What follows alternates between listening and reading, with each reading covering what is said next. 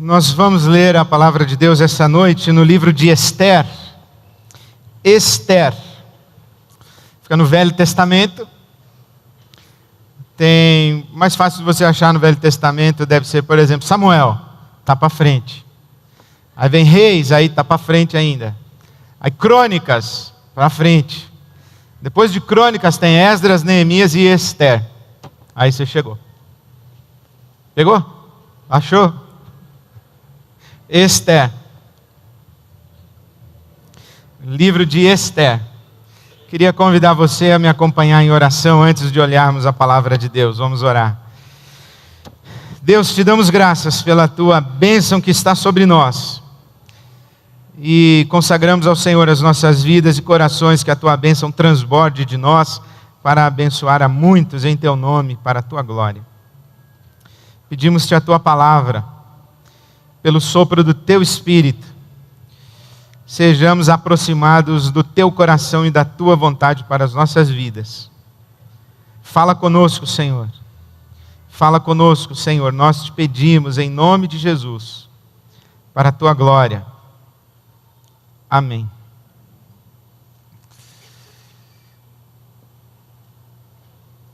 Nós estamos estudando a vida acima da mediocridade. Na verdade, estamos convivendo com esse imperativo: viva acima da mediocridade. E quando estamos falando sobre uma vida acima da mediocridade, estamos falando de pessoas comuns, como você e eu, e sublinhando na Bíblia Sagrada algumas biografias, algumas pessoas comuns, como nós, que se deixaram usar por Deus e que foram extraordinariamente usadas por Deus. A vida acima da mediocridade é essa vida em que o extraordinário é Deus, não é aquele que tem a vida acima da mediocridade. Nós buscamos esse referencial da palavra de Deus, que não precisamos ser pessoas extraordinárias para que Deus nos use de maneira extraordinária. Mas é possível sim viver uma vida acima da média. Uma vida acima da média, isto é, uma vida que experimenta mais de Deus do que a maioria das pessoas experimenta. Uma vida que conhece a Deus mais do que a maioria das pessoas conhece. Uma vida que é usada por Deus mais do que a maioria das pessoas se deixa usar. Hoje vamos olhar a vida de Ester. O livro de Ester conta a história de Ester e a história de Mardoqueu, ou na sua Bíblia pode ser Mordecai. Eu vou ficar com a tradução da Nova Versão Internacional, que fala de Mardoqueu. E Ester, a rainha Ester. Esta história está ambientada na Pérsia, porque no Velho Testamento as potências mundiais elas vão se revezando. O Egito, a Babilônia, a Assíria e a Pérsia. Por exemplo, a Pérsia é a última das grandes potências mundiais antes do Império Romano, que é contemporâneo do nosso Senhor Jesus. A Pérsia está no topo do mundo, é uma porção significativa do povo de Israel, reside nas fronteiras da Pérsia e está sob o governo de Xerxes, o rei da Pérsia. Na sua Bíblia, talvez Assuero, mas aqui na Nova Versão Internacional, no tempo de Xerxes, que reinou sobre 127 províncias, desde a Índia até a Etiópia, compondo o Império Medo-Persa. Nesses dias de Xerxes, o rei da Pérsia fez uma grande festa, convidando todos os nobres, todos os seus oficiais militares, e durante 180 dias, 6 meses de festa, ele mostrou a todos as riquezas do seu império e as belezas da Pérsia. Ao final desse período, ele organiza um grande banquete, de 7 dias de grande banquete para todas estas autoridades e esses nobres, e lá pelo 7º dia do banquete, no versículo 10 do capítulo 1 do livro de Ester, se diz que quando o rei já estava alegre por causa do vinho, mais uma vez a Bíblia e a sua elegância eufemística, o rei, alegre por causa do vinho, fez o que todo homem bobo faz: quer exibir a sua mulher como um troféu. E esse camarada, o rei da Pérsia, manda chamar a rainha Vasti, para que ela venha dançar à mesa do rei, com os seus amiguinhos, todos eles de porre, já no 7º dia. A rainha Vasti, como uma mulher sensata, se recusa e diz: eu não vou me prestar a esse papel de ser um espetáculo para homens bobos e bêbados, ainda que um dos homens bobos e bêbados seja o rei da Pérsia. Eu não vou. O rei fica furiosíssimo, e os amiguinhos dele também ficam muito furiosos, não por causa do rei, mas por causa deles mesmos. E eles então se reúnem, conversam entre si e dizem o seguinte: se a rainha desobedece o rei, se a mulher do rei pode dizer não para o rei, imagine o que as nossas esposas não vão fazer conosco. Nós temos que dar um jeito nessa situação. As nossas esposas terão um argumento para não acatar mais as nossas ordens, e a nossa casa vai virar uma bagunça, a Pérsia vai virar uma bagunça, porque as mulheres mandarão em nós. Esse é o temor de todo homem, é que a mulher mande neles. É um temor bobo, porque você sabe que o sujeito morreu e foi para o céu.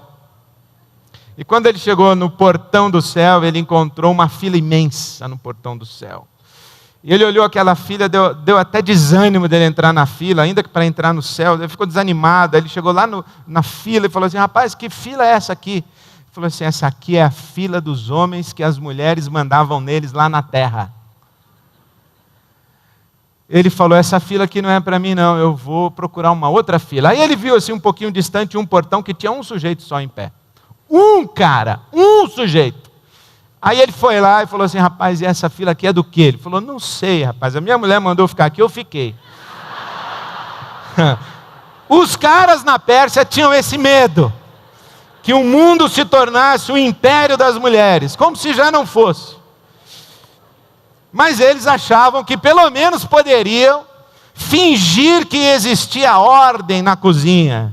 E então insistiram que o rei baixasse um decreto exigindo a obediência de todas as mulheres da Pérsia e desse uma correção exemplar para Vasti, a rainha desobediente, revoltada, a rainha rebelde, que se recusou a dançar para homens bêbados e bobos. Por isso, se for do agrado do rei, versículo 19 de Ester capítulo 1, emita um decreto real, e que seja incluído na lei irrevogável da Pérsia e da Média, determinando que Vasti nunca mais compareça na presença do rei, e também dê ao rei a sua posição de rainha, a outra que seja melhor do que ela. Melhor do que ela, leia-se, tecla SAP, submissa, obediente, subserviente, e que aceite dançar para homens bobos e bêbados. Então o rei mandou cartas a todas as partes do reino, a cada província, a cada povo, em sua própria escrita, em sua própria língua, proclamando que todo homem deveria mandar em sua própria casa.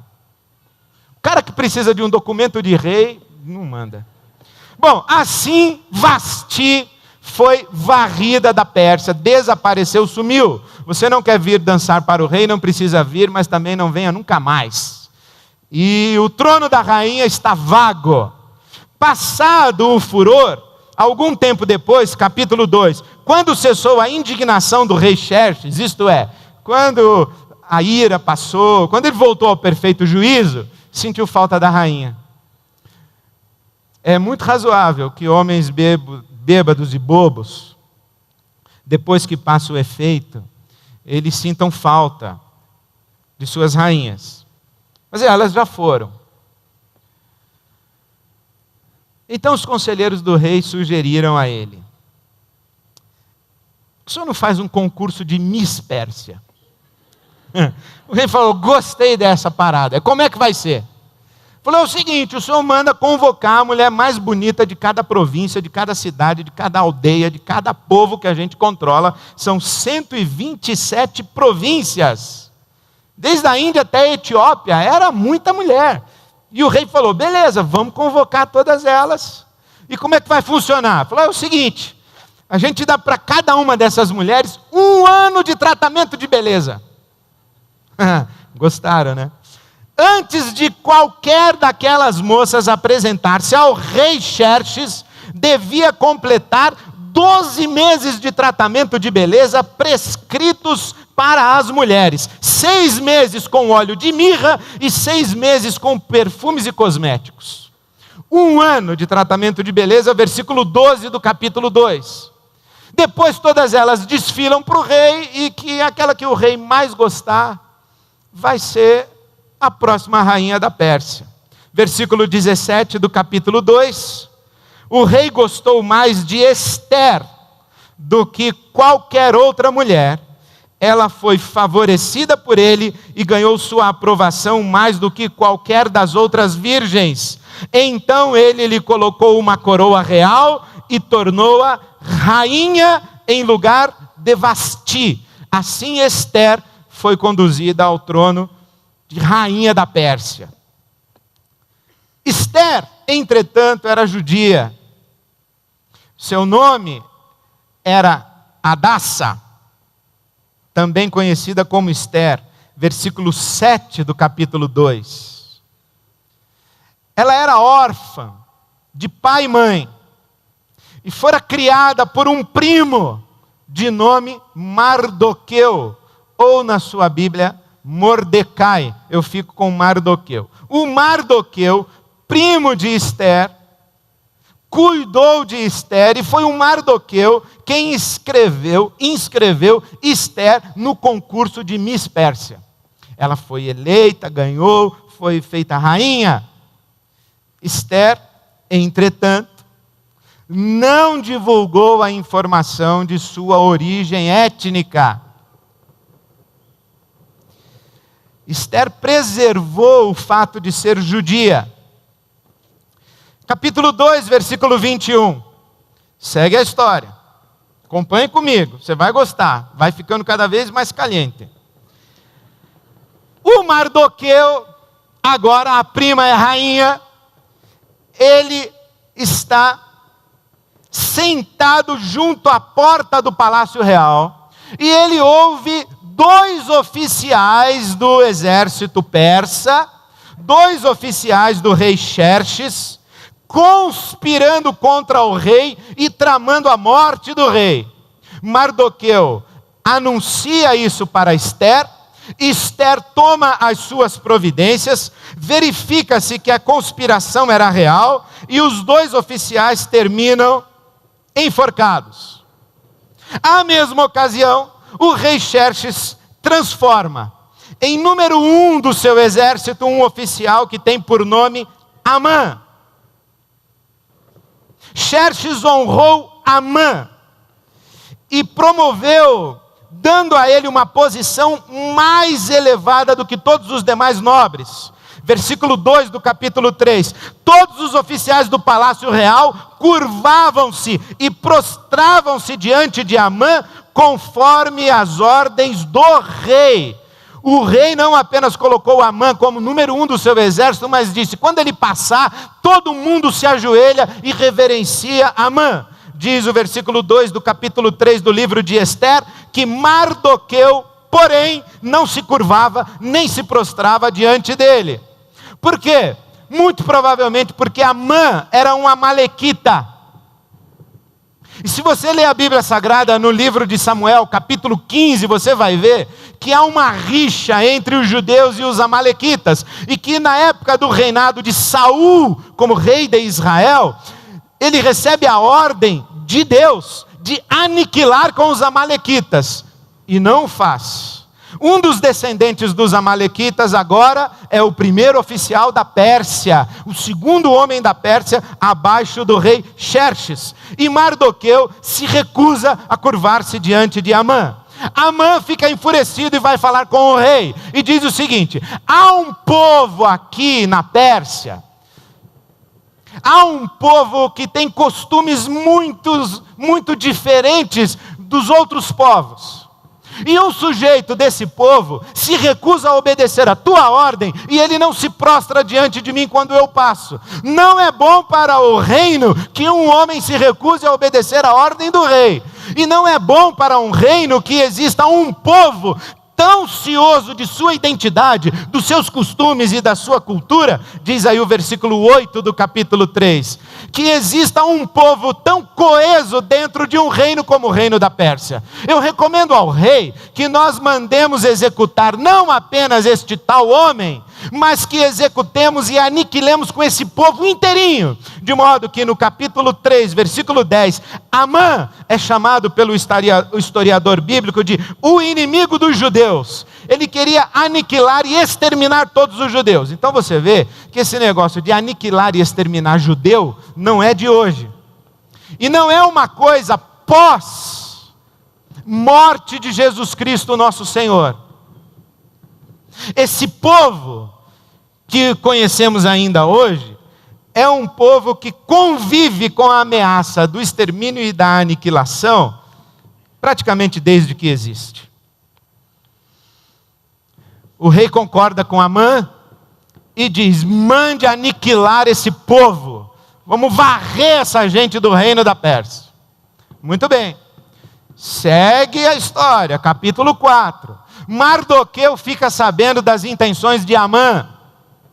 E diz o capítulo 4, versículo 1, que quando Mardoqueu soube de tudo o que tinha acontecido, rasgou as vestes e vestiu-se de pano de saco, cobriu-se de cinza e saiu pela cidade chorando amargamente em alta voz. Foi até a porta do palácio real, mas não entrou, porque ninguém vestido de pano de saco tinha permissão de entrar. Esta era uma forma de expressão, de contrição, de arrependimento, de súplica para Deus, vestir-se de saco e de cinzas. Foi assim que o rei Davi vestiu-se quando o seu filho com Batseba estava enfermo à morte. Vestiu-se de saco e cinzas.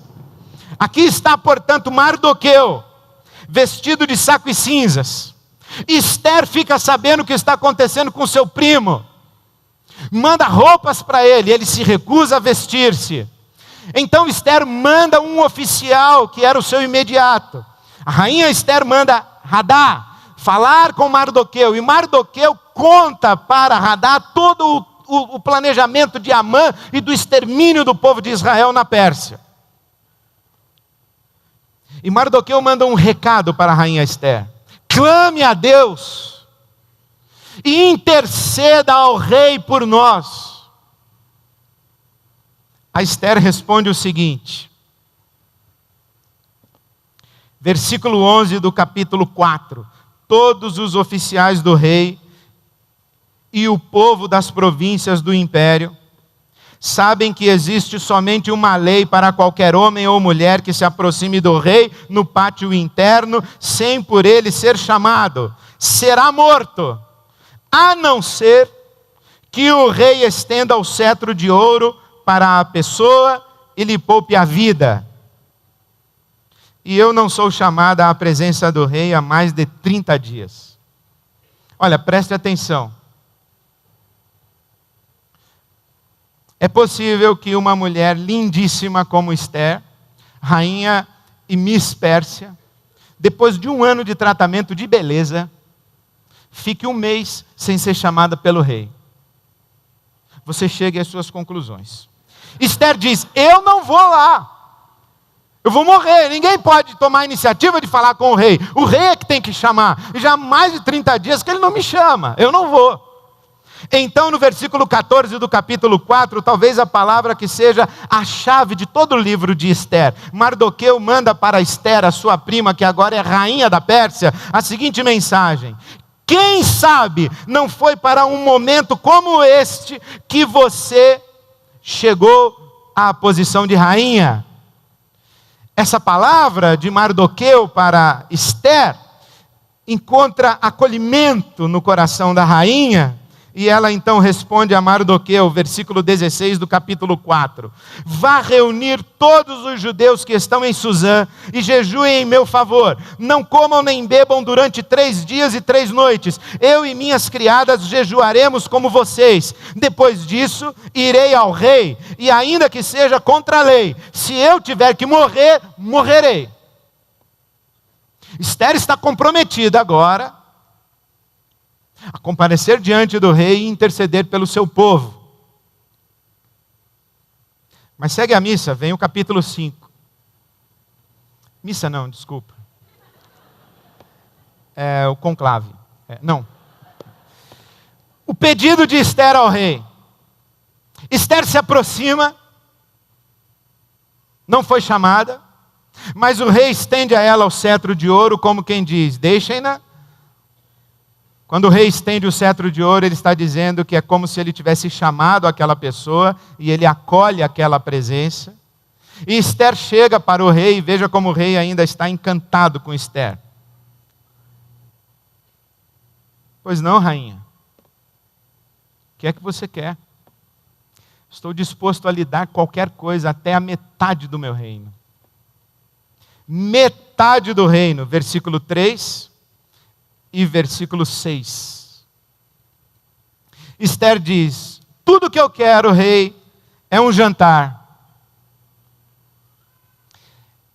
E se é do agrado do rei, convide Amã, o seu primeiro oficial, para que venha ao banquete que prepararei ao rei e ao seu ministro militar. O rei atende prontamente ao pedido de Esther, comunica a Amã, e o tempo passa, os homens continuam bobos. A primeira coisa que o Amã faz é reunir os amigos dele, a mulher dele, para se vangloriar. Versículo 11 do capítulo 5. Amã vangloriou-se de sua grande riqueza, vangloriou-se de ter esse status no império da Pérsia, e disse: amanhã vou jantar com o rei e com a rainha. Ele está envaidecido. Então um dos amigos de Amã diz assim: mas por que essa cara aí? É porque aquele maldito do Mardoqueu não se curva quando eu passo. Os camaradas então disseram: Amã, essa é a oportunidade das oportunidades. Você vai jantar com o rei, cara. Faz uma forca de uns 20 metros, deixa no pátio do palácio. E quando estiver acabando o jantar, o banquete maravilhoso, você faz uma carinha assim de muxoxo, e o rei vai falar para você: o que foi, Amã? E você diz: aquele sujeito ainda não se curva.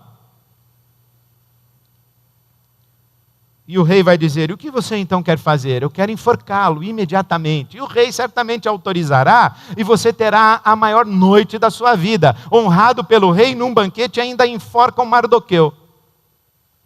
O Amã fica felicíssimo com essa ideia. Mas nessa noite, o rei Xerxes perde o sono, e o que é que ele faz para tentar dormir? Lê um livro de Ata.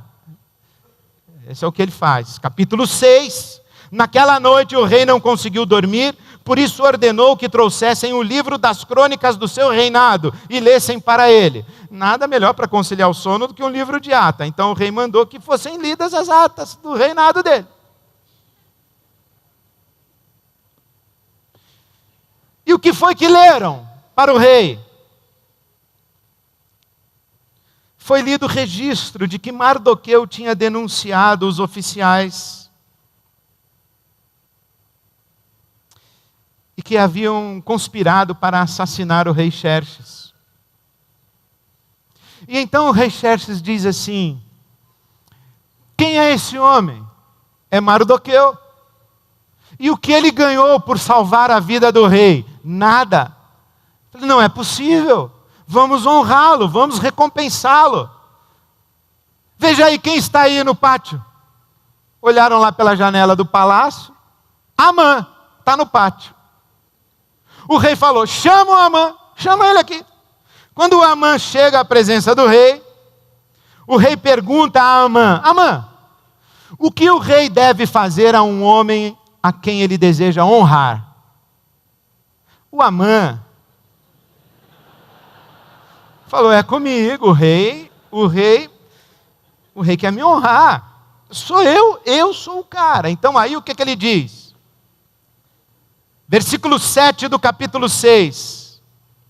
Ao homem que o rei tem prazer em honrar, ordena que tragam um manto do próprio rei e um cavalo que o rei montou. E que ele leve o brasão do rei na cabeça. Em seguida sejam o manto e o cavalo confiados a alguns dos príncipes mais nobres do rei. E ponham eles o manto sobre o homem que o rei deseja honrar, e o conduzam sobre o cavalo pelas ruas da cidade, proclamando diante de todos: esse é o cara que o rei quer honrar. O rei Xerxes diz assim: gostei da sua ideia, Amã, pois faça isso com Mardoqueu, e você vai em volta do cavalo cantando: Mardoqueu é o cara, Mardoqueu é o cara. Mas, a missa segue. Capítulo 7. Chega o grande dia do banquete. O banquete com a rainha Ester, com o rei Xerxes, com Amã.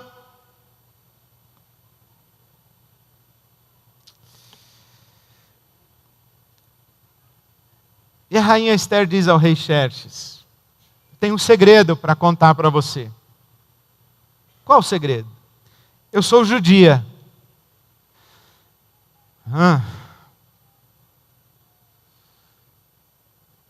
E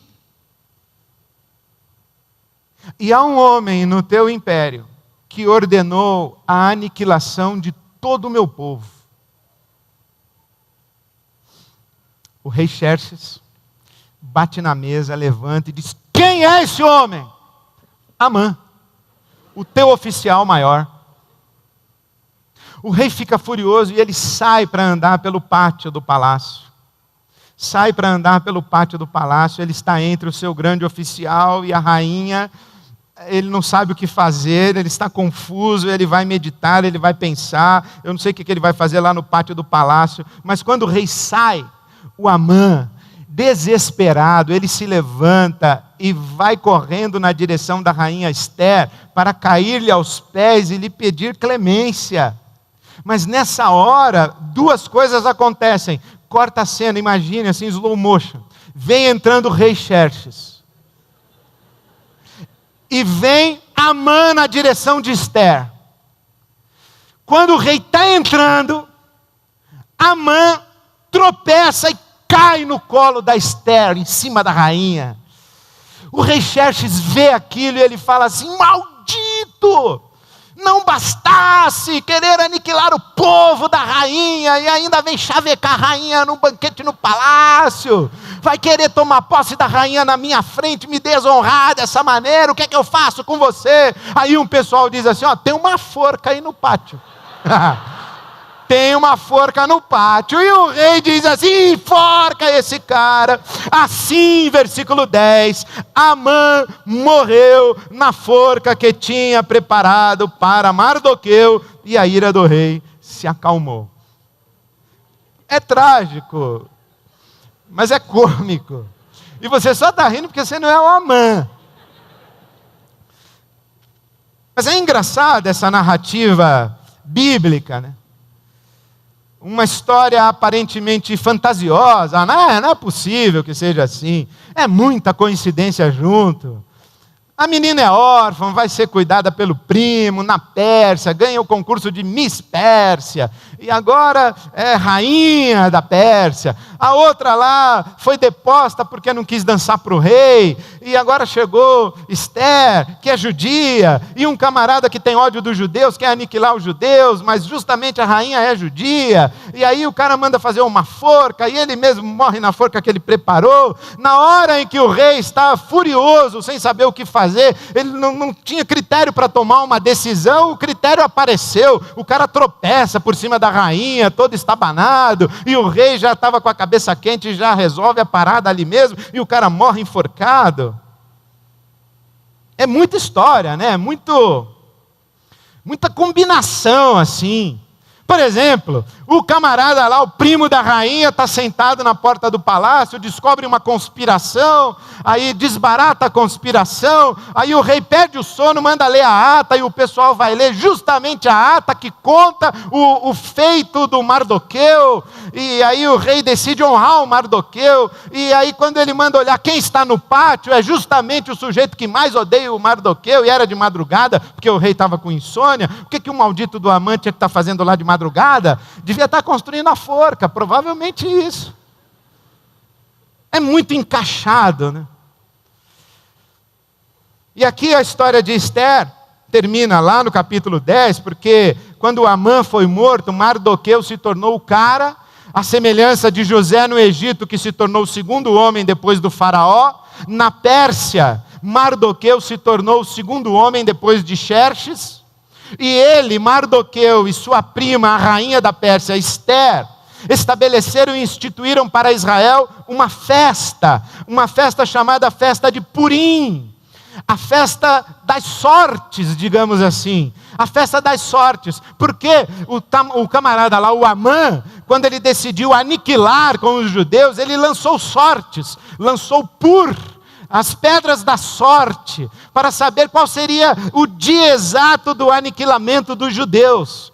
Então os judeus, especialmente Mardoqueu e Esther, pegam esse evento das sortes lançadas para o aniquilamento e extermínio dos judeus e transformam numa festa, Purim, para dizer, lançaram sortes para o nosso extermínio, mas o nosso Deus está acima de todas as sortes. Isso nos faz lembrar Gênesis, quando José diz aos seus irmãos: vocês me traíram e me venderam como escravo aqui para o Egito, vocês me traíram, vocês intentaram mal contra mim, mas o meu Deus transformou o mal de vocês em bem. A mesma coisa está acontecendo aqui no livro de Esther. Bom, o que aprendemos com isso? Sobre vida acima da mediocridade. Novamente, poderíamos tirar muitos princípios, mas eu queria destacar apenas um. Para viver acima da mediocridade é preciso viver com senso de oportunidade. E o texto-chave ao redor do qual toda a história de Esther está girando, acredito eu, é 4,14, quando Mardoqueu diz a Esther: não terá sido para essa hora, será que não foi justamente para essa hora, para esse momento, para essa tarefa, que você chegou a ser rainha, e que você agora ocupa o posto de rainha? Não é para essa hora, não é para esse momento? O que o Mardoqueu está dizendo para Esther é que esse é um kairos. Os gregos têm palavras para tempo: cronos, que é o tempo que a gente conta no relógio, e kairos. É um tempo oportuno, é um tempo de possibilidades, é como se uma janela de eternidade se abrisse naquele momento ali, é um kairos. São períodos da vida que a gente não consegue contar no relógio. Por exemplo, quanto tempo dura o kairos da adolescência? A gente não sabe. Dizem os estudiosos que a adolescência vai até os 25 anos. Eu não acredito, porque eu conheço gente bem mais velha de 25 anos que ainda é adolescente. Mas quanto tempo dura esse kairos da adolescência? Não sei. Quanto tempo dura o kairos de recém-casado? Quanto tempo dura? Recém-casado. 3 meses é a volta da lua de mel? Quanto tempo é recém-casado? Por exemplo, quanto tempo dura o estou com um penteado novo? É impossível de medir no relógio. É um tempo que não tem medida, mas é um tempo especialíssimo. Um kairos. O tempo da possibilidade, da oportunidade. É assim, essa é a sua hora, é agora, pega isso, não desperdiça esse momento, chegou a hora, é isso aí, esse é o seu momento. É como se toda a sua história tivesse sido construída para esse momento, para essa hora. Não deixe essa oportunidade passar, não perca isso, esse é o tempo de Deus para você. Senso de oportunidade. Por exemplo, no Evangelho de João, no capítulo 12, quando Jesus começa a falar da sua morte iminente, ele diz assim: que é que eu vou pedir a Deus nessa hora? Se foi justamente para essa hora que eu vim. Essa é a hora. Quando a sombra da morte cobre Jesus e ele percebe que a cruz está iminente, capítulo 12, verso 27 de João, ele diz: foi para essa hora que eu vim. É como se na cabeça de Jesus passasse um filme, rodando desde a eternidade. Desde Gênesis 3,15, vou tirar do descendente da mulher alguém que vai esmagar a cabeça da serpente. Aí o chamamento de Abraão, a construção do povo de Israel, os profetas, as figuras do Velho Testamento apontando para o Messias, o anúncio dos anjos, o nascimento da Virgem, tudo apontando, e ele rumo ao Calvário. Quando a cruz do Calvário faz sombra, Jesus diz assim: o que eu faço agora? Eu fujo, eu escapo, eu digo não, eu me acovardo, eu me intimido, eu finjo que não enxerguei. O que eu faço? Jesus diz: eu encaro, porque foi exatamente para essa hora que eu vim. A minha vida toda se explica em cima disso aqui. E eu penso e creio que para todos nós isso é uma realidade. Há um momento da nossa vida quando a gente acorda, porque durante boa parte da nossa existência, nós somos jogados de um lado para o outro pelas circunstâncias, pelas pessoas, pelas más notícias, pelas contingências. Seu pai foi transferido de emprego, mudou para outra cidade, você foi junto. Sua mãe morreu cedo, você ficou de luto. Você ficou órfão. Esther era órfã de pai e mãe. Você teve que morar com um primo. Você foi morar numa cidade, numa casa, num lugar que você não gostaria de ter ido, mas você teve que ir. Você estudou numa escola que você não escolheu. Você teve uma família que você não escolheu. As situações da sua casa se mexeram de um jeito. Você casou, achou que ia dar certo, deu errado. Você teve filhos e não teve filhos. O filho chegou na hora errada para você, como por exemplo um homem disse para mim assim: pastor, eu estava num quarto de hotel em viagem de trabalho, a minha esposa me liga dizendo: estou grávida. Foi a pior notícia que eu recebi em toda a minha vida.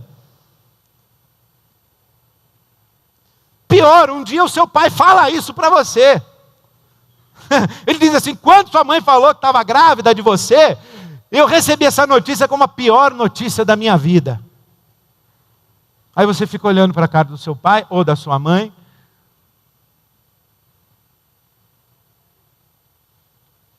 E as coisas vão acontecendo e nós vamos sendo jogados de um lado para o outro.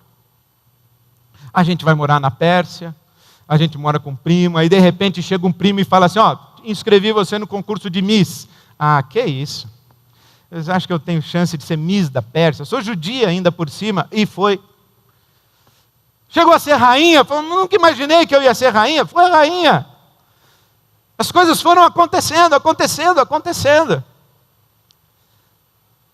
E a maior parte das pessoas e a maior parte do tempo das nossas vidas, as coisas simplesmente acontecem nas nossas vidas e a maior parte de nós é passiva. Sequer necessariamente observadora. As coisas simplesmente vão acontecer. Nós vamos administrando as circunstâncias, empurrando com a barriga, adiando, absolutamente alienados a respeito da nossa história, a respeito das nossas circunstâncias e situações, a respeito de quem somos, de que tipo de seres humanos nós nos tornamos a partir das nossas histórias. Mas para alguns poucos, há a oportunidade maravilhosa de um alumbramento. Quando a gente se enxerga. Marguerite Yourcenar disse que o verdadeiro lugar de nascimento de uma pessoa é aquele, e naquele momento em que pela primeira vez, esta pessoa lança sobre si um olhar inteligente. Esse é o verdadeiro lugar de nascimento. Quando pela primeira vez eu olho para mim e eu digo, enxerguei. É como se todas as peças do quebra-cabeça se juntassem. Eu falo, entendi. E eu me reconcilio com a minha história, com o meu passado, com as minhas circunstâncias. Eu me reconcilio com o homem que eu sou. Eu me enxergo com todas as minhas potências, capacidades, com tudo que Deus me deu, com todas as minhas fragilidades, com todas as minhas sombras, com todas as minhas limitações, com todos os meus pecados, e eu me enxergo, pela primeira vez eu me torno senhor da minha própria história, eu me torno senhor da minha própria circunstância, da minha situação, eu abandono o lugar de vítima, eu tomo a rédea na mão, como disse Baden-Powell, né? Na boiada eu já fui boi, mas um dia eu me montei. A maioria das pessoas é boi na boiada. Alguns poucos recebem essa oportunidade extraordinária e maravilhosa, esse alumbramento divino de se montar.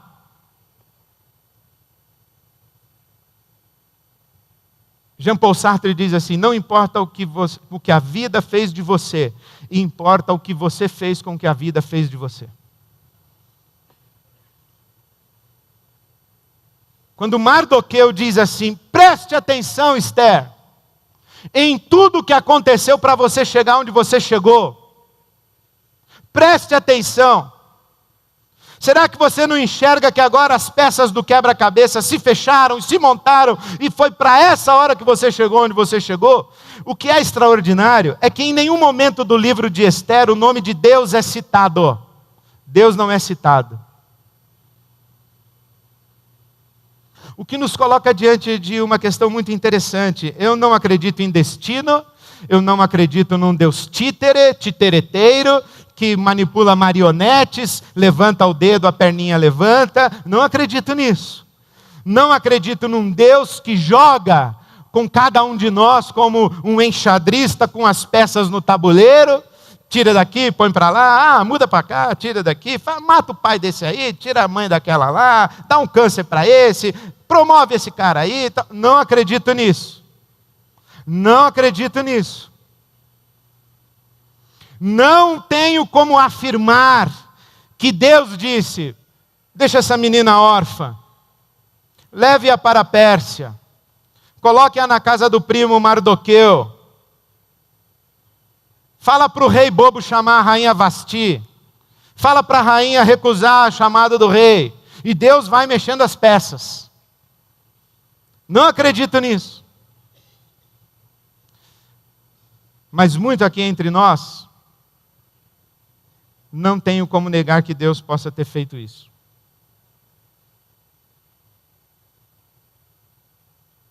Porque acredito de todo o meu coração que Deus tem um lugar e uma hora para todos nós no seu reino. E há um momento, há uma hora de Deus para nós. Quando Deus olha para mim e diz assim, Ed, eu falo, sim, Senhor. E Deus diz assim, conheço você, moço. Sim, Senhor. O Senhor me conhece desde quando? Desde que eu me converti? Vi você no ventre. Aliás, antes de você ser, eu já via você. No ventre da sua mãe. Aliás, eu conheci sua mãe. Conheço sua mãe, conheço seu pai, seus avós paternos e maternos.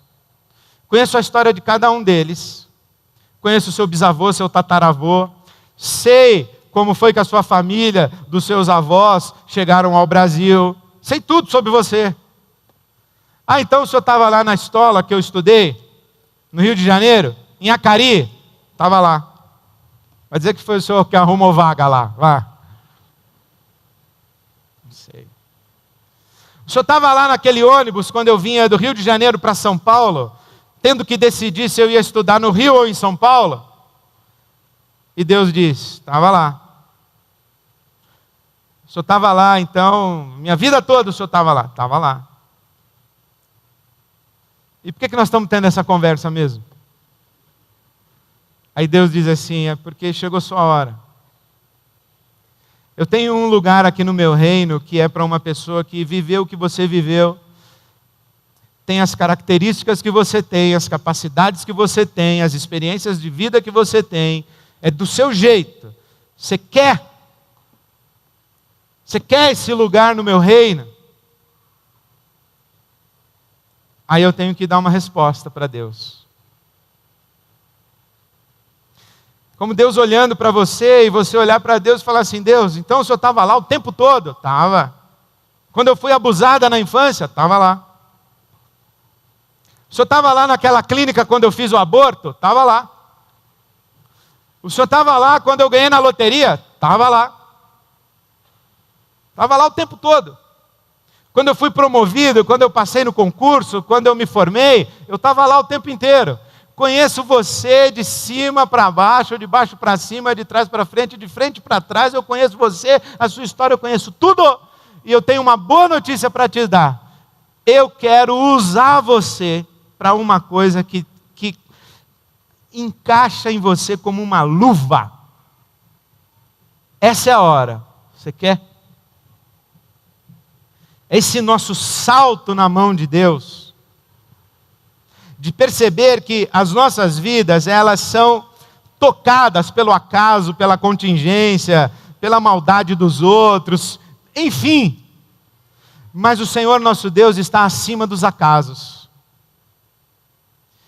Quem nos protege não é o acaso enquanto andamos distraídos.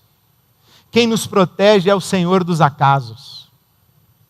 Quem sabe os fios de cabelo da nossa cabeça, quem sabe o nosso nome, quem sabe a palavra que vamos pronunciar antes mesmo dela ser pensamento a ser verbalizado, é o Senhor nosso Deus. E o nosso Deus diz assim, eu posso e quero redimir a sua história, tirar você da boiada, tirar você do sono da alienação, dar a você um insight extraordinário em que você vai se enxergar e dizer o seguinte, há muita coisa boa da minha vida que agora eu coloco na mão de Deus para Ele usar para a glória dEle. E há muita coisa ruim na minha vida que eu coloco na mão de Deus para Ele redimir para a glória dEle. Há muito mal que eu coloco na mão de Deus para Ele transformar em bem para a glória dEle e para o meu bem. Acredito mais que não apenas temos esse primeiro momento, esse primeiro olhar inteligente sobre nós mesmos, mas ao longo da vida, nós vamos respondendo à vida a partir da nossa experiência de Deus. Por isso eu sugiro para você que qualquer que seja a sua circunstância, não diga a Deus, por que, Senhor? Provavelmente você não vai ter resposta. Para que, Senhor? Provavelmente você não vai ter resposta. Apenas ajoelhe-se e diga assim, e agora, Senhor? Aconteceu isso.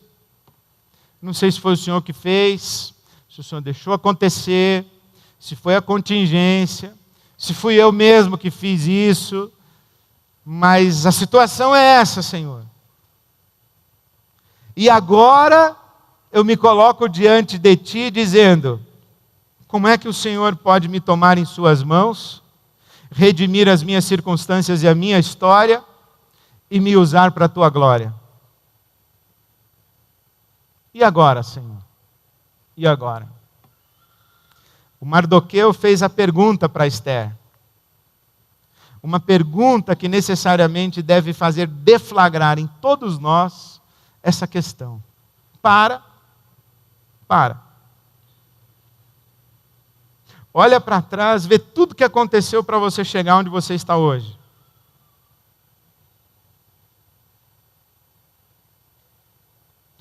Olha para o céu e diz assim, Senhor, muito obrigado. Porque eu sei que independentemente do que tenha me acontecido, e independentemente do lugar onde eu estou hoje, eu sou alguém que o Senhor pode e deseja tomar nas mãos e dar a esse alguém, eu, um papel de protagonismo no teu reino e para a tua glória. Eu não vou desperdiçar, Deus, todos os anos que eu já vivi. E eu sei que o Senhor não vai desperdiçar o homem que eu sou hoje, a mulher que eu sou hoje. Eu consagro ao Senhor. Porque se essa é minha hora, não importa, Senhor, se eu tiver que morrer, eu morrerei. Mas eu não vou fugir desse momento que se chama agora. Por isso, diz a palavra de Deus, se hoje você ouvir a palavra de Deus, não endureça o seu coração. O tempo de Deus é agora. Onde você está, na condição em que você está, não importa como você tenha chegado até aí e que tipo de ser humano você seja, saiba de uma coisa, Deus jamais vai desperdiçar a sua história e a sua vida. Não acaba aí. O melhor está por vir. Diga para Deus, Deus, abre a janela da oportunidade para mim. Se a minha hora é agora, eis-me aqui. Faz da minha vida conforme a tua vontade e cumpre em mim o teu propósito. Vamos ficar em pé e vamos dizer isso a Deus em forma de canção. Usa-me como um farol, como uma flecha que acerta o alvo. Se essa é minha hora, Senhor, eis-me aqui, usa-me, usa minha vida. Em nome de Jesus e para a glória de Deus, amém.